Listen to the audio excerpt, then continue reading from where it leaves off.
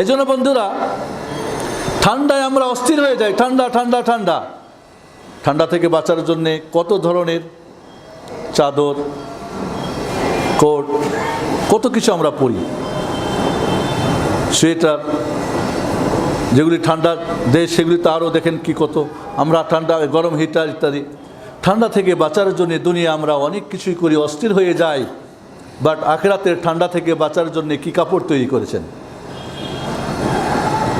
ঠান্ডার জাহান্নাম থেকে বাঁচার জন্যে আপনি আমি কি কোন গার্মেন্টসের কাপড় তৈরি করে রেখেছি, ওখানে পরে আমরা ওই ঠান্ডা থেকে বাঁচব। গরম থেকে বাঁচার জন্যে এয়ার কুলার, এসি ইত্যাদি ইত্যাদি অনেক কিছু আমরা, বর্তমান টেকনোলজি অনেক কিছু আমরা অ্যাডভান্স। যেখানে আমরা একটা দুইটা বাড়িতে দেখতাম এসি, এখন তো ঘরে ঘরে মাশাআল্লাহ। প্রতিটি গাড়িতে এখন এসি। ঢাকা শহরে এসি গাড়ি ছাড়া চলা খুব কঠিন। তাহলে দুনিয়ার গরম থেকে বাঁচার জন্যে বন্ধুরা, প্রিয় ভাই বোনেরা, মুসলিম কেরাম, আমরা কত ধরনের ঠান্ডা খাওয়ার পরার, ঠান্ডার জামা, ঠান্ডার খাওয়া, ঠান্ডার থাকা, কত কিছু করেছি।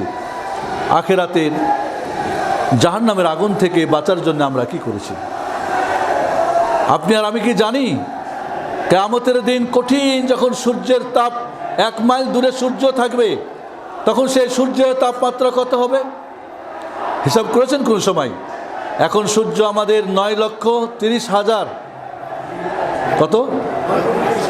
9,30,00,000, সরি, 9,30,00,000-তে অস্থির হয়ে যায় মাঝে মাঝে। ঢাকা শহরে বেশি গরম হয় আরও, যেহেতু শিল্প এটা ওটা ধোয়া।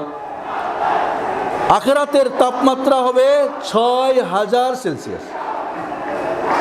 এটা আমাদের হিসাবে 9,30,00,000 হলে যদি 40 হয়, 45 হয়, আমি যেখানে থাকি সৌদি আরবে 60 অনেক সময় আপ হয়ে যায়। তাহলে আপনি দুনিয়ার গরম থেকে বাঁচার জন্য অনেক কিছু করতেছেন। এসি গাড়ি, এসি অফিস, এসি মসজিদ, এসি সব কিছু আপনার বাড়ি। বাট আখিরাতের গরম, কিয়ামতের দিন সূর্যের তাপমাত্রা হবে 6,000 সেলসিয়াস ডিগ্রি।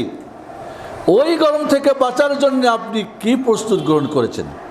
কোন এসি লাগিয়েছেন আপনি আখিরাতে, যে এসি আপনাকে ঠান্ডা দিবে?